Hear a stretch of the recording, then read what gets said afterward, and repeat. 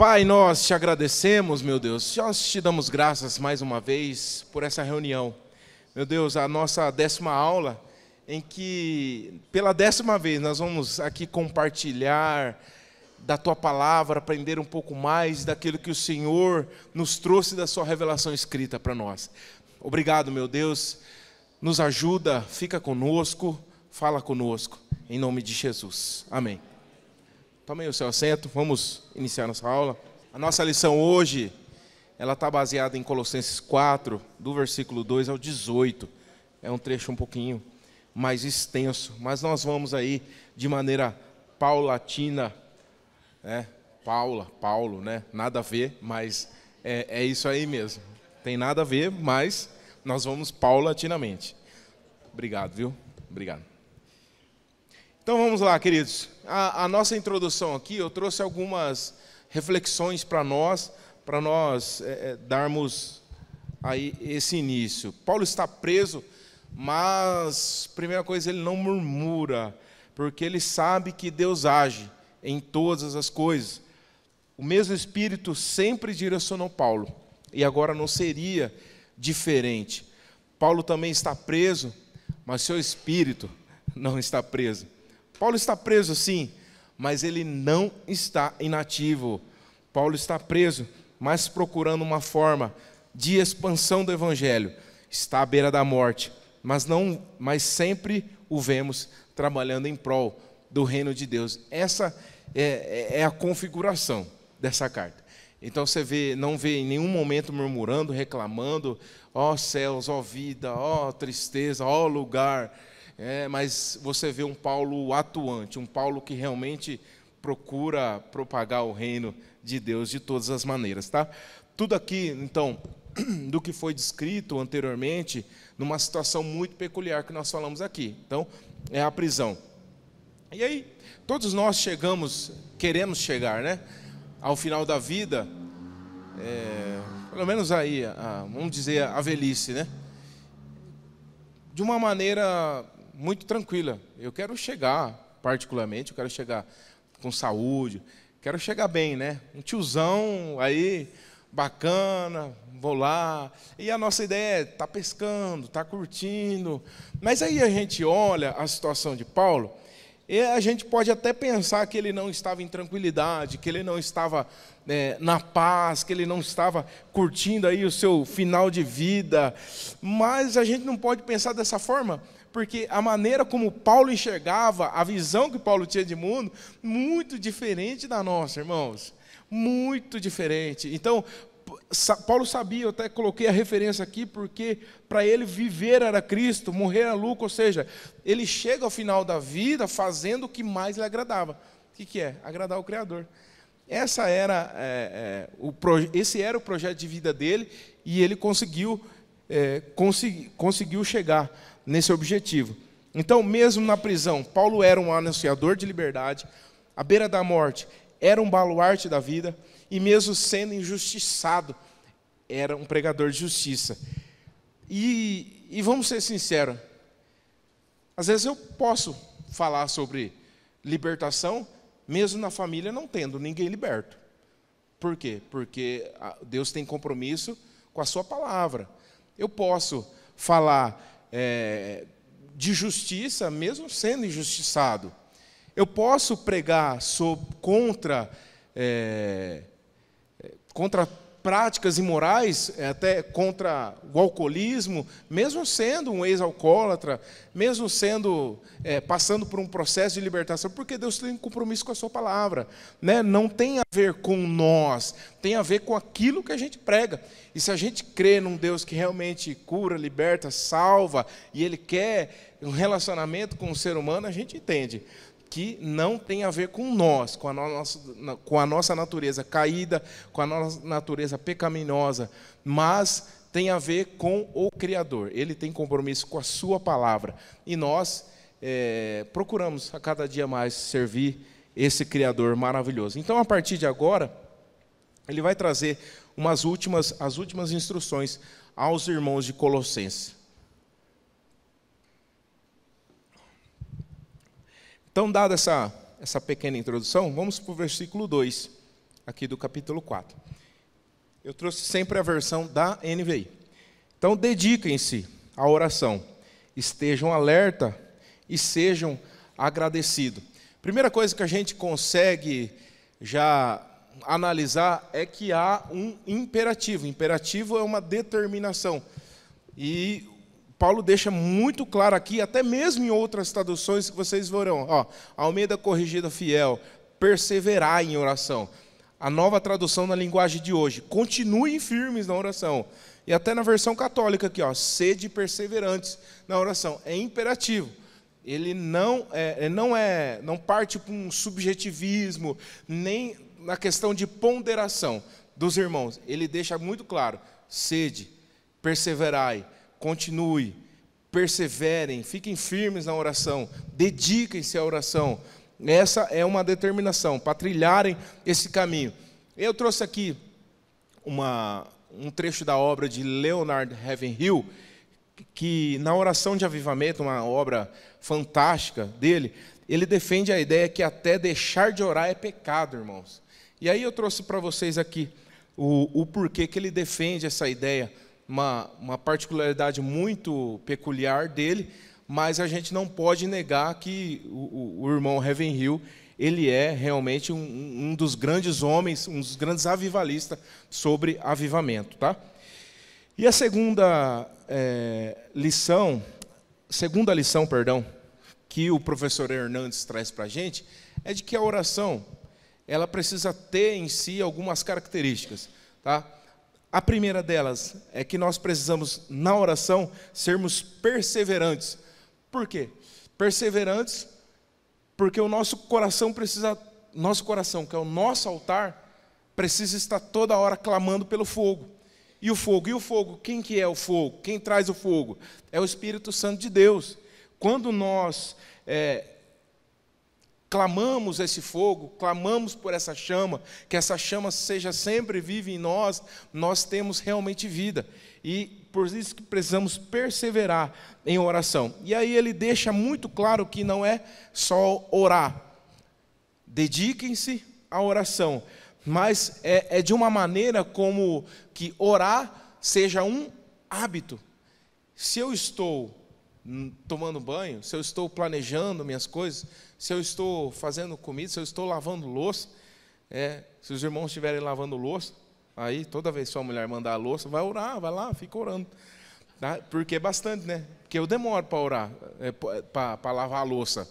Eu tenho meia dúzia de louça aí, você demora 10 minutos. Fala, eu não consigo ser rápido. Então aproveite esse momento para orar também, toda vez que sua mulher te mandar lavar a louça, tudo bem?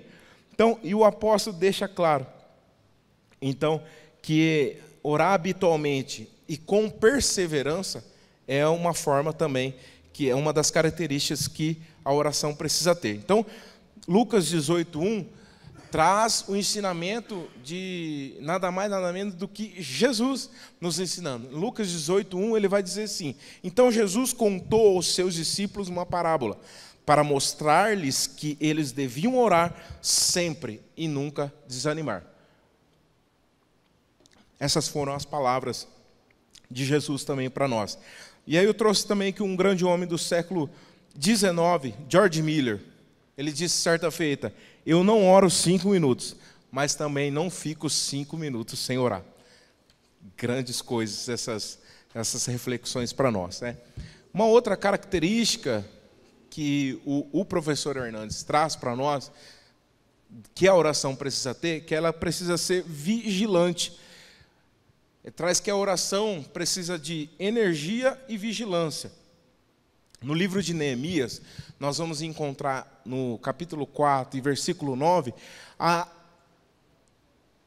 concatenação de oração e vigilância. Os dois andando juntos, porque ele, a todo momento, construía, orava, mas a espada estava na mão.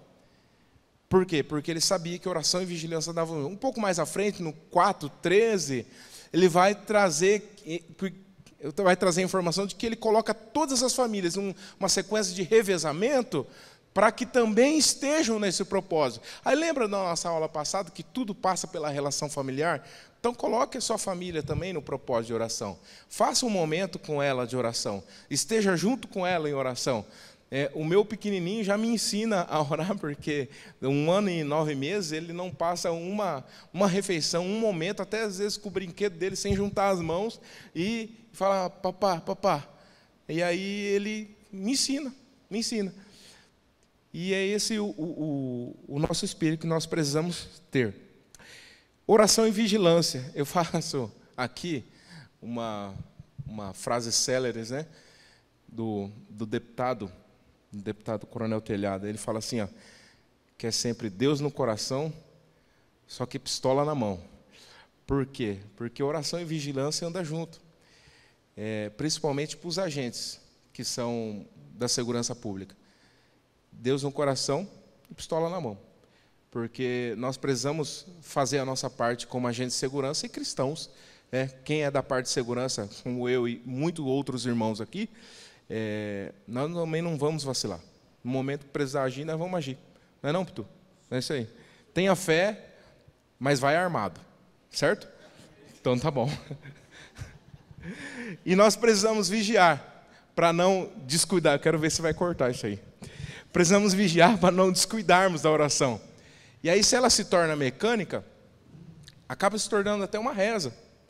Então, ela precisa ter essa constância, essa vigilância nas nossas falas com o Senhor. E eu trouxe um comentário aqui para os irmãos podem ler depois. Uma outra característica que traz para a gente da oração, que ela deve ser gratulatória, ou seja, deve vir acompanhada de ação de graças, de louvor, de agradecimento a Deus. Quando nós louvamos a Deus, Ele desbarata os nossos inimigos. E uma atitude que deveria caracterizar a vida de oração dos cristãos era ação de graças, e ele traz aqui, até na própria carta de Colossenses, algumas referências. 1:12, dando graças ao Pai que nos tornou dignos de participar da herança dos santos no reino da luz. 2:7, enraizados nele, firmados na fé, como foram ensinados, transbordando de gratidão. 3:15, e sejam agradecidos. 3:17, dando por meio dele graças ao Pai. Ou seja, aqui 1:12 e 2:7, ele é no gerúndio, ele dá, ou seja, é uma continuação, sempre dando graças, transbordando. Tá? Aqui o 3:15 ele já traz um imperativo. Dei graças ao Senhor, tá bom?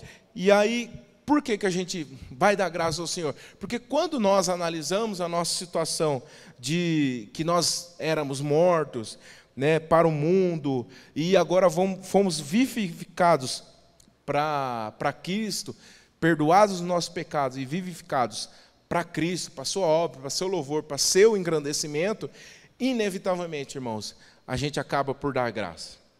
Não tem como. Tem muitos aqui, muitos de nós, nosso meio, ex-traficantes, ex-drogado, ex-alcoólatra, ex-adúltero, ex-isso, ex-aquilo.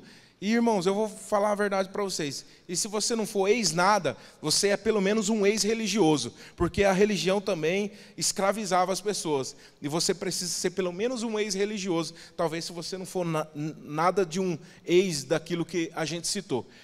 Então, Jesus é quem nos libertou, até das amarras do pecado, das amarras do inferno, da morte, e agora Ele nos deu nova vida, e não tem como nós não darmos graças a Ele por conta disso aí, porque Deus é bom. Charles Spurgeon vai falar para a gente na sua obra que 10 minutos orando é melhor que um ano inteiro murmurando. Então não perca tempo em murmurar, irmão. Não perca tempo seu em reclamar, questionar. Sabe, os propósitos de Deus, eles são maravilhosos. A sua vontade é boa, perfeita e agradável. Amém? Está aí? Vamos lá para o versículo 3. Diz assim: ao mesmo tempo orem também por nós, para que Deus abra uma porta para a nossa mensagem, a fim de que possamos proclamar o mistério de Cristo, pelo qual estou preso. E aí, como última característica da oração, O professor Hernandes, ele traz que a oração, ela deve ser intercessória. Então, pela oração, nós nos tornamos cooperadores de Deus com a sua obra. O que isso significa? Que você pode não ter, meu amigo, minha irmã, meu irmão, você pode não ter função nenhuma aqui, mas quando o pastor pede, a igreja pede para você orar, ore por essa obra, irmãos, ore aqui pelo nosso ministério, ore pelo Kids, ore pela missão, ore por isso, ore por aquilo. Irmãos, você está sendo também um cooperador de Deus nessa obra. As suas orações realmente fazem a diferença. O nosso altar, o altar aqui, precisa estar conectado com o trono. E aí do trono de Deus descem as intervenções sobrenaturais que a gente vê. Então a oração de um justo pode muito em seus efeitos. Então quando nós oramos, nós acreditamos, nós cremos, nós acreditamos que Deus pode trazer realmente a solução, a resposta que nós precisamos, que a sua igreja precisa. E aí, olha só, certa vez a rainha da Inglaterra declarou a respeito de John Wesley. Olha o que ela falou: eu tenho mais medo da oração de John Wesley do que do exército da França totalmente armado. Então você imagine como John Wesley tinha o seu impacto de ser um cristão verdadeiro ali na Inglaterra. John Wesley realmente foi um baluarte. E também, aqui, nesse versículo 3, nós vemos Paulo pedindo oração. Olha só, irmãos, que exemplo de humildade. Um homem que a gente comenta, né, que o Novo Testamento é paulino, praticamente. Nós nos baseamos muito nas cartas de Paulo. Um homem que realmente escreveu tanto, edificou tanto, fundou tanta igreja, pedindo oração dos irmãos. Irmãos, orem por mim, orem por nós, para que essa obra avance. Então você vê o exemplo de humildade. E é assim que nós temos que fazer também. Na nossa célula, no nosso convívio com os irmãos, por que não? Nós devemos sim orar um pelos outros, isso é bíblico. Nós devemos interceder uns pelos outros, nós precisamos das orações. Eu sempre falo para os irmãos, se acaso vocês lembrarem, lembre de mim, da minha família, lembre da nossa atuação nas rodovias também. Eu sempre brinco com os irmãos na célula, agora eu vou falar também aqui, né? Irmãos, lembre 5 segundos de orar por nós, assim, Senhor, coloque os criminosos na mão da polícia rodoviária, que a gente sabe o que fazer, o resto, irmãos. A gente vai agir com a justiça que tem que ser feita. Eu só peço isso, 5 segundos que você ganha aí na sua oração, para que você faça esse pedido para Deus. E aqui no versículo 3 também, nós encontramos um outro fato muito importante, que o professor Hernandes também traz, que é a supremacia da palavra. Nas suas orações, então, ele não estava preocupado em ser libertado, ele não estava preocupado em realmente reconhecerem a causa dele. Não era essa a maior preocupação de Paulo, mas era sim ser usado na ministração da palavra. O grande ponto aqui é que Paulo deseja que Deus o abençoe justamente no fato que o levou à prisão, que era a ministração da palavra. Então, a ministração da palavra levou ele à prisão, mas ele ora agora e pede oração dos irmãos para que seja aberta uma porta dentro de onde ele está, no contexto da prisão, para que seja propagado essa palavra. E tanto é isso que a guarda pretoriana, um exército aí seleto, parte dele foi ganha pelo próprio apóstolo. Tá? Então, na situação seguinte do verso 3, ele fala assim: para que Deus abra uma porta para a nossa mensagem. Isso aí, na verdade, é uma metáfora, irmãos. É uma figura de linguagem que ele usa aqui para um acesso, uma oportunidade para que ele possa ter na transmissão da palavra. Então, por quê? Porque a gente acredita que a palavra, tão somente, tem o poder de transformar o indivíduo. Você pode tentar convencer com suas formas, com os seus jeitos, tentar arrastar, pode ser o melhor coach do mundo, irmãos, mas o que vai transformar o homem verdadeiramente é Jesus e o poder da sua palavra na nossa vida. É só Ele que tem poder para transformar o ser humano e sondar onde o homem não sonda, onde o homem não alcança, onde psicologia não adentra, onde os remédios psiquiátricos psiquiátricos não conseguem também adentrar. A palavra de Deus adentra. Ela tem o poder. Quem crê? Amém? Também creio. Então, vamos lá. E a gente não pode esquecer que Paulo, aqui ele prega para todo tipo de pessoa. Todo tipo. Mais diversos contextos. E quando Jesus nos dá a grande comissão, o que é? É esse grande chamado a propagarmos, a pregarmos, a evangelizarmos, tudo aquilo que Ele nos trouxe. Ele nos ensina a ensinar tudo aquilo que Cristo também nos ensinou. E aí tudo inclui não somente a pregação da palavra relacionada à salvação, oração, leitura da Bíblia, mas a tudo realmente que Cristo nos trouxe. E os seus ensinos sobre, por exemplo, relacionamento familiar. A Bíblia nos ensina também a como você lidar com dinheiro. A Bíblia te ensina também a como você deve tratar seu vizinho. Ensina. Ele fala que você precisa ser realmente uma pessoa diferente. Então, é tudo mesmo. A grande comissão de Cristo, ele veio realmente para a restauração de todas as coisas. Relacionamentos, artes, filosofias, sociedade, governo, tudo, irmãos. Tudo precisa estar nas mãos dos filhos da luz. Nós somos esses filhos de Deus que precisamos realmente colocar tudo que nós temos na mão de Cristo.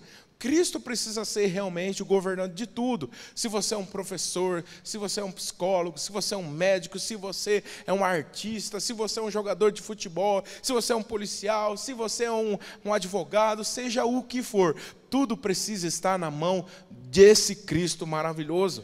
Porque Ele veio para restaurar todas as coisas. Não veio para restaurar somente aquilo que está aqui em poder da igreja. Aliás, que tudo está no poder da igreja. Nós podemos ter cristãos, desde do STF, o mais alto cargo do Poder Judiciário no Brasil, até as instâncias mais... as menores instâncias. Nós podemos ter na política também, nós podemos ter no poder executivo, no poder legislativo, enfim, todas as camadas, todas as funções, nós precisamos ter os cristãos lá para trazer realmente, para restaurar todas as coisas para Cristo. E é nós que manifestamos as obras de Deus. Amém?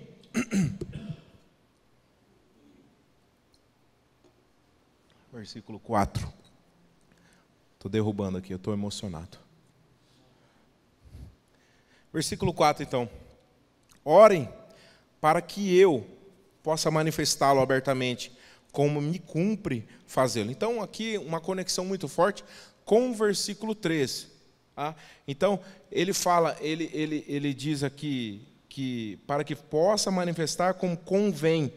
Então, se a gente analisar o versículo anterior, passa pela necessidade de orar, tá? Então a sequência mais lógica é: Paulo pede oração para que Deus provenha uma porta aberta para si mesmo e para os demais que cooperam.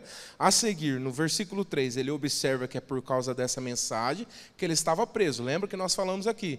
É por causa da mensagem que ele estava preso, mensagem de Cristo. E é por causa disso que ele pede uma porta aberta. E aí, agora, os irmãos, sabedores desse contexto que envolvia a prisão de Paulo e pelo qual ele estava pedindo oração também, ele inclui os irmãos também e pede oração para si. Olha só. Então, como convém em falar? Ele queria realmente aproveitar todas as oportunidades. O homem queria falar, irmãos. Ele queria falar. Ele aproveitou, você deu uma brecha aqui, eu vou pegar você. Eu vou te falar. Não, eu vou falar também. Todas as oportunidades ele aproveitava. Tá? Então, é mais uma vez um exemplo de humildade, que ele pede para os irmãos, pede para si, e agora a gente vai para o verso 5, versículo 5. Sejam sábios no procedimento para com os de fora. Aproveitem ao máximo todas as oportunidades. Esse versículo aqui, formalmente ele não é conectado com os anteriores, mas pela sequência lógica ficou muito claro que aquilo que eu falei, né? Pede oração para si, pelos irmãos, né? Mostra o contexto que ele estava preso, ou seja, por conta da pregação do Evangelho, pede para ele oração também, para que, como convém falar, ele fale. E agora ele inclui os irmãos nessa questão também. Então, ele não deixa, ele traz os irmãos também para a grande comissão. Ele pega e fala, ó, agora é responsabilidade de vocês também. Sejam sábios no procedimento. Ele pede aos irmãos que esse esforço evangelístico também agora, eles precisam participar ativamente, os irmãos de Colossos. Eles precisam participar também disso aí. E aí o professor Hernandes, ele fala aqui que para um bom testemunho, que é o primeiro fato que ele traz aqui, para que a gente possa corretamente agir com os de fora, ele fala que precisa ter alguns aspectos, como portar-nos com sabedoria. Andar com sabedoria é também se portar com sabedoria. E o nosso dever como cristãos é sermos irrepreensíveis em tudo. Não significa que nós não vamos falhar, mas nós devemos ser irrepreensíveis em tudo. Eu não posso simplesmente dar um mau testemunho e falar que não, mas sabe como é, né? A carne é fraca, a gente peca a todo momento, irmãos. Nós precisamos nos portar, né, com sabedoria. A expressão usada aqui, os de fora, como nós falamos aqui, representa os que não conhecem a palavra. Então, nós podemos até pensar de uma pessoa assim, nossa, como uma pessoa é bonzinha, né? Bonitinho, né? Bonzinho, só falta Jesus para ele. Na verdade, falta tudo para essa pessoa. Não é que só falta Cristo, falta tudo. Se Cristo não está, ele ainda anda em trevas, não conhece a verdade. E nós, com o nosso testemunho, precisa demonstrar Cristo para ele, primeiramente. Tá? Então, esse argumento também não convence. Nós, como resplandecentes de Cristo, nós anunciamos ele em tudo o que fazemos. Nós, para andar com sabedoria, nós precisamos também portar com sabedoria e aproveitar as oportunidades. E aí, a palavra aproveitar as oportunidades não significa um tempo determinado que é o Cronos, mas está ligado aí ao Kairos, o tempo de Deus, a oportunidade que Deus nos dá. Então, Paulo aproveitou essa oportunidade. Paulo usou realmente a sua prisão para evangelizar a guarda pretoriana e também para escrever carta a toda a igreja. Ou seja, no contexto aqui, quando ele fala de aproveitar as oportunidades, ele está dizendo aproveitar, fazer uso pleno de todas as oportunidades. Cara, eu tenho 5 minutos. Não, é 5 minutos que eu posso não falar uma palavra aqui, mas ele vai entender que o meu testemunho é de cristão. Ah, eu tenho 5 minutos e eu posso falar. Então, dá-lhe Jesus nele, irmãos. Então, é mais ou menos nessa questão. Versículo 6, para a gente continuar correndo aqui. Mas como eu comecei um pouquinho depois, né, só vou dar um acréscimo, tá? Versículo 6, então, na continuação do testemunho público. O seu falar seja sempre agradável e temperado com sal, para que saibam como responder a cada um.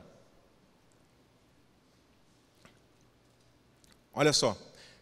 E ainda, para ter um bom testemunho, o professor Hernandes ele traz um último aspecto, que o seu testemunho, o seu andar com sabedoria, ele precisa ter a palavra certa na hora certa. Por quê? Porque a expressão temperada, ele foge de 2 extremos.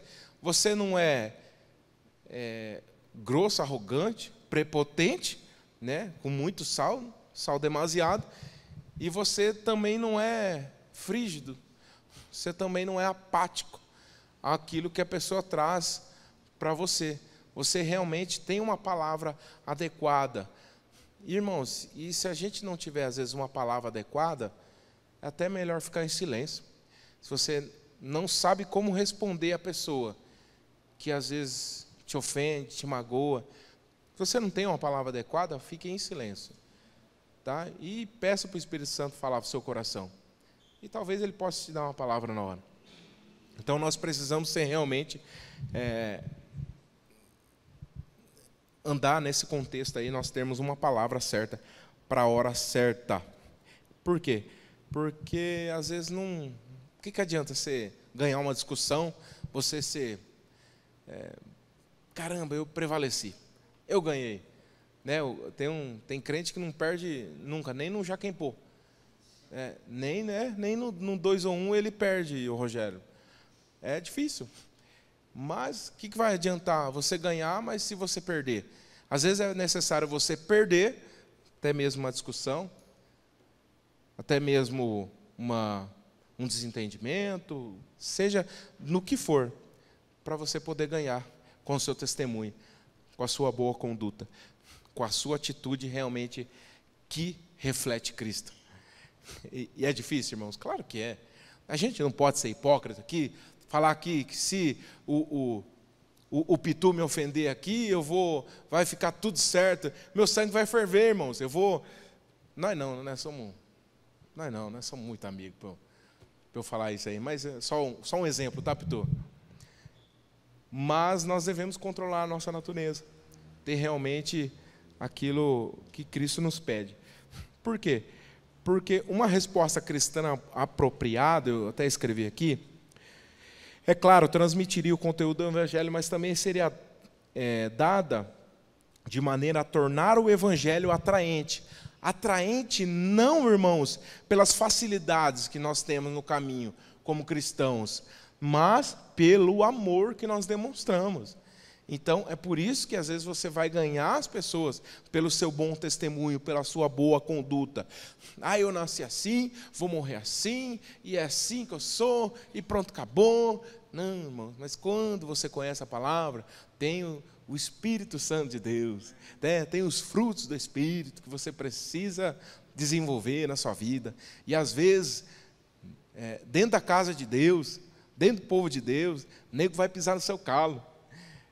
Vai falar o que não deve para você, e você aqui dentro desempenha uma comunhão vertical, sim, com o Pai, mas você desempenha uma comunhão horizontal aqui com os seus irmãos, e aqui nessa comunhão horizontal que você realmente amadurece, que você realmente mostra que você está disposto a servir esse Cristo, a se basear pela sua palavra, verdadeiramente. É fácil? Mais uma vez, eu digo, não é fácil.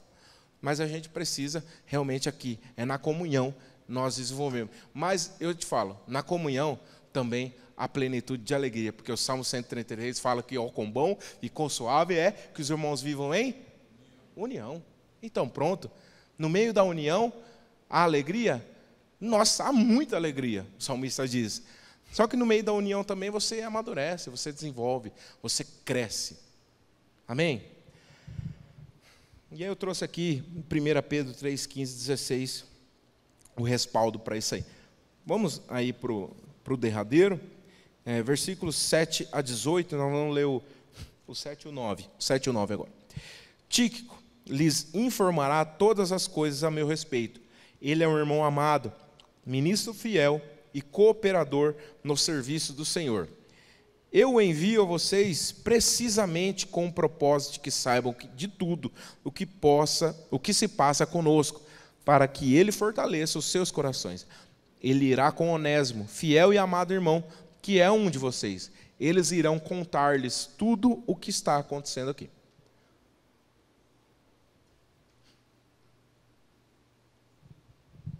Olha só, essas pessoas aqui, que nós lemos, eram as pessoas encarregadas de levar a carta ao seu destino. Tá? Não havia a tecnologia que existe hoje, que nós remetemos um e-mail, em poucos milésimos de segundos, já está na caixa de entrada lá da pessoa. Não havia qualquer tecnologia dessa. Então, as cartas, além de não se fazer cópia tão rápida, o destinatário recebia fisicamente, e depois de longos e longos dias, até meses de caminhada, de percurso, de trajeto. E aí, nessa situação, Tíquico estava acompanhado do irmão Onésimo. Esse Onésimo era o mesmo referido aqui na carta de Filemão, o ex-escravo. Tá? Para que a missão, provavelmente, lhe incumbia levar a carta aos Efésios, e aos Colossenses e a Filemão, sendo que Éfeso e Colossos distavam cerca de 193 quilômetros. 193 quilômetros, irmãos, para se ter uma ideia, daqui até Ourinhos, em linha reta, tá? Dá um pouquinho menos até Ourinhos, mas só para os irmãos terem uma ideia. Então, ó, era no pé 2 ou a cavalo. Então, era um trecho muito longo, 193 quilômetros, é chão para dedéu. Tá? Então, verso 10 e 11. Aristarco, meu companheiro de prisão, envia-lhe saudações, bem como Marco, primo de Barnabé. Vocês receberam instruções a respeito de Marcos, e se ele for visitá-los, recebam-no. Jesus, chamado Justo, também envia saudações. Esses são os únicos da circuncisão que são meus cooperadores a favor do reino de Deus. Eles têm sido uma fonte de ânimo para mim. Paulo, então, envia essa saudação a esses 3 irmãos. Esses 3 irmãos que têm uma semelhança muito, muito peculiar. Eles são judeus convertidos agora ao cristianismo. Aristarco, Marcos e Jesus, chamado Justo. E aí ele deixa claro, na última parte do versículo 11, que eles têm sido uma fonte de ânimo para mim. Ou seja, eles têm se mostrado fiéis, não somente a Deus, mas a sua lealdade, a sua amizade, o seu comprometimento com a obra, deixava realmente Paulo em êxtase, animadíssimo com essa situação. E por isso que ele escreve dessa forma. Eu estou passando um pouquinho mais rápido agora, porque são assuntos um pouco mais, não tão práticos, né, do dia a dia, mas que a gente tem que passar aqui por conta da nossa lição. Versículo 12 a 14. Epáfras, que é um de vocês e servo de Cristo Jesus, envia saudações. Ele está sempre batalhando por vocês em oração, para que, como pessoas maduras e plenamente convictas, continue firme em toda a vontade de Deus. Dele dou testemunho de que se esforça muito por vocês e pelos que estão em Laodiceia e em Hierápolis. Lucas, o médico amado, e Demas enviam saudações. Então, Epáfras aqui é uma figura muito importante. Epáfras era aquele quem estava na cabeça dessas comunidades cristãs. Então, Paulo enfatiza aqui o quanto que Epáfras estava se esforçando. E não era um esforço comum. A tradução do grego aqui significa muito além de um esforço. Era uma agonia, uma dor. Então, ele nos traz um grau de dificuldade muito grande que Epáfras estava tendo em favor daqueles irmãos. Que Epáfras realmente estava labutando de uma maneira tão grande que só conseguia descrever com essas palavras: dor, agonia, sofrimento, realmente muito relevante. Mas por quê? Por conta, provavelmente, dos falsos ensinos que estavam surgindo lá e que foi já tratado anteriormente em outras das aulas aqui. Tá? Ele fala de Lucas também, um médico amado, que é o escritor do Evangelho respectivo, e também de Atos dos Apóstolos. E aí ele fala de Demas também. Demas, eu trouxe aqui algumas referências, mas a gente pode resumir que Demas arregou. Tá? Não aguentou o baque e rapou. Beleza? Versículo 15. O que foi, Pedro? Rapou. Não aguentou. Pediu para sair. Versículo 15. Saúdem os irmãos de Laodiceia, bem como Ninfa e a igreja que se reúne em sua casa. Então, provavelmente aqui, existiam irmãos em Colossos que eram de Laodiceia. E por isso que ele traz uma saudação aqui. Por que ele traz? Por que acreditam que seja esse o aspecto? Porque mais à frente ele está falando assim: leiam essa carta em Laodiceia. Então ele já ia saudar os irmãos de Laodiceia. Os irmãos de Laodiceia já iam saber disso aí. Então não tinha por que ele citar antes. Mas um ponto que os historiadores acreditam é que existiam irmãos de Laodiceia vivendo ali em Colossos. Versículo 16. Depois que essa carta for lida entre vocês, façam que também seja lida na igreja dos laodicenses, e que vocês igualmente leiam a carta de Laodiceia. Olha só a universalidade desta carta, dessa epístola, não era dirigida somente aos irmãos ali de Colossos, mas também tinham a sua visão muito mais expandida para que outras pessoas, outros irmãos também fossem edificados. E a gente entende que os ensinos, as boas práticas, as boas maneiras, poxa, elas precisam ser perpetradas. Nós aprendemos com outros irmãos aqui também. Outros irmãos aprendem com nós. E pouco importa se a parede é preta, branca, cinza. Lá no centro de Macumba a parede é branca e ninguém fala nada. Por que fala da parede preta? Então, poxa, então pouco importa a cor de parede. O que importa é se o evangelho realmente está sendo propagado ali de forma genuína, de forma a não satisfazer ego, interesse de ninguém, irmãos. A gente pode fazer o biquinho que for, mas se a palavra de Deus está sendo pregada verdadeiramente, isso é o que importa. E o Espírito Santo vai trabalhando conosco. E aí, ele traz um pedido para que façam a leitura, né? A leitura pública. Por quê? Porque nem todos eram alfabetizados. Aliás, que a maioria não era alfabetizada naquele tempo a ponto de fazer essa leitura, tá? E aí, Paulo indica claramente uma sequência. Os colossenses têm que ler a epístola e depois ela ser lida em Laodiceia. Tá? Depois de ler publicamente a carta lá para os irmãos, essa carta tinha que ser enviada aos irmãos de Laodiceia para que também fosse lida publicamente.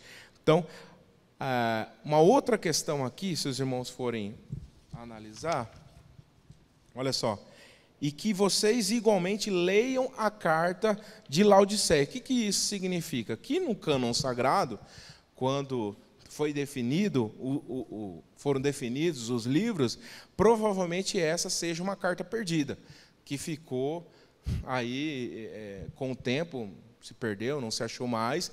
Então, a gente sabe que, provavelmente, leiam a carta de Laodiceia também, entre vocês, colossenses. Mas a gente não tem essa carta no cânon sagrado, ok? Então, versículo 17. Digam a Arquipo, cuide de cumprir o ministério que você recebeu no Senhor, e eu, Paulo, escrevo essa saudação de próprio punho. Lembre-se das minhas algemas. A graça seja com vocês. Amém? Quem conseguiu aguentar até aqui, eu agradeço. Aí nós vamos orar primeiro, né? Aí depois a gente vai dividir nos grupos novamente. O Dani e eu, né? Marcelão. O Daniel lá? Mesma coisa, né? Então tá bom. Você quer falar alguma coisa? Então abaixe sua cabeça, feche seus olhos aí. Senhor, nós te agradecemos pela tua palavra. Que cada dia mais ela seja lâmpada para os nossos pés, luz para o nosso caminho. Guie o nosse coração, limpe o nosso coração dos maus intentos, nós possamos realmente fazer a tua vontade cada dia. Fica conosco, Senhor, nos abençoa, em nome de Jesus. Amém.